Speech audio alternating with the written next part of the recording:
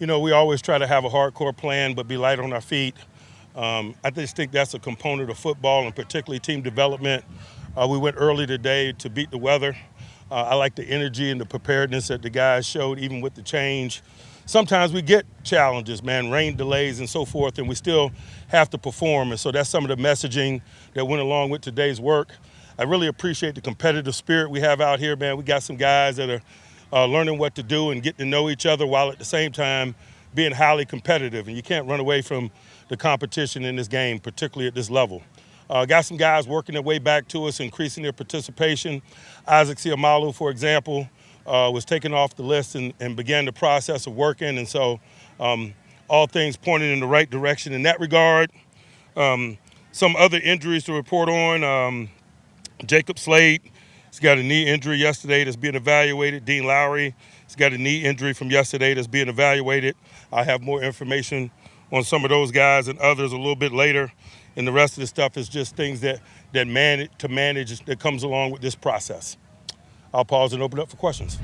Mike, there was some chippiness between John and some of the defensive backs. How do you react to that? And is that something with the pads off that maybe you like to see? I just prefer to keep some of that stuff in-house. I'd much rather say whoa than sick 'em. This is a football team we're putting together, but it's also an opportunity to learn how to compete and compete the right way and be professional.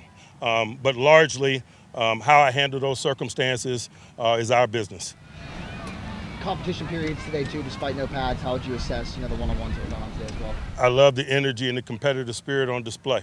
I think you can do both. I think you can learn, you can develop skill while competing at a high level at the same time, and I think that was on display. You said this year's a big year for Roman. How have you seen him respond to that, playing outside, inside, just through 7 practices? He's shown really good adaptability and position flex. We're still very much early in the process, but I like some of the things I've seen from him, certainly. Aaron talked about yesterday about mastering this offense, that he hoped to get it down by the end of the week. How have you assessed his progress in that? And at the same time, too, maybe him getting some assistance from guys who could be throwing the ball, too, playing on offense as well. I agree with his sentiment regarding his progress. I like it, but certainly we're still pushing forward toward comfort every day. You got to remember the guy wasn't here in the spring, and so this is a big process for him here.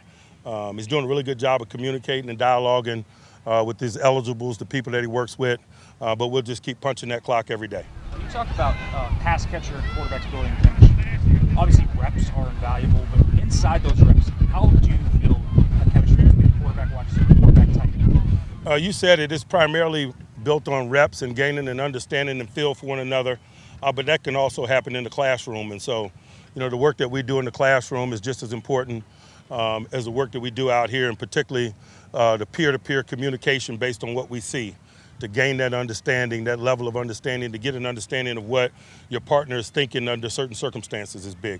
Last one here. Friday Night Lights tomorrow. I know that's something you always get excited about. You got a ton of new key guys that get to experience that for the first time as well. Just your thoughts. We just appreciate the welcome wagon that we get up here in Latrobe, not only at St. Vincent, but in this community. And it's an opportunity for us to show our appreciation, to perform in that different environment at prime time.